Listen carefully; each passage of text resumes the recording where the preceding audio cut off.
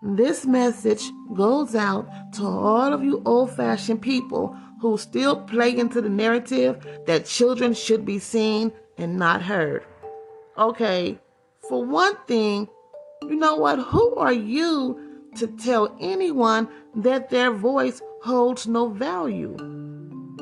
Whether woman, man, or child, everyone wants to be heard, and especially children, because their voices have been suppressed for so long that all of those ideas, all of those significant thoughts, and all of those endless possibilities stay locked in their heads until they become adults. And then they don't know what to do with themselves. This is why you have to erase that notion. You have to do away with that narrative.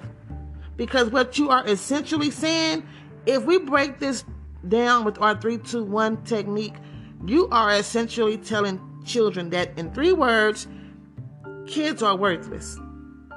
In 2 words, you are telling kids to remain silent. And in 3 words, you are training children to lose.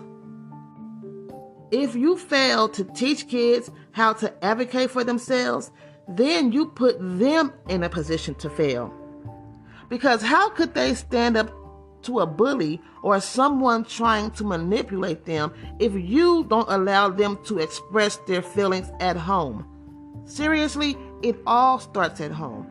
Not only are bullies created at home, but bully victims are created at home as well. Because at home, you teach your kids to be bullied when you tell them, you do as I say, not as I do. Speak when spoken to, and stay in a child's place. When we say things like that to children, you are training your children to go into the world and be helpless. And then once society gets a hold of them, it's a wrap. Your child will find themselves on the losing end of every social war imaginable. Your child will be withdrawn and mostly antisocial because you don't give them the skills to articulate how they feel, to debate, analyze life as they see it, or to exercise any degree of power. You know, this goes for parents and teachers and caregivers alike. You feel like children are beneath you because they're smaller than you, but children are bigger than you in many ways. For one, children are more authentic than you. For 2, children are more loyal and loving than you are. And last but definitely not least, children are more enterprising than you are. They can make you look at things and understand things differently because your head is already clouded with falsalities from generations ago. Why don't you try to hold a conversation with a child? Ask them questions like, what do you like most or least about being a kid? Or what's your favorite part of the day? Ask a child what pisses them off the most. Let your child negotiate with you at times. Let them learn how to be leaders for once. And instead of saying children should be seen, not heard, start saying, see children for who they want to be and listen to who they are telling you they are. Did you catch that?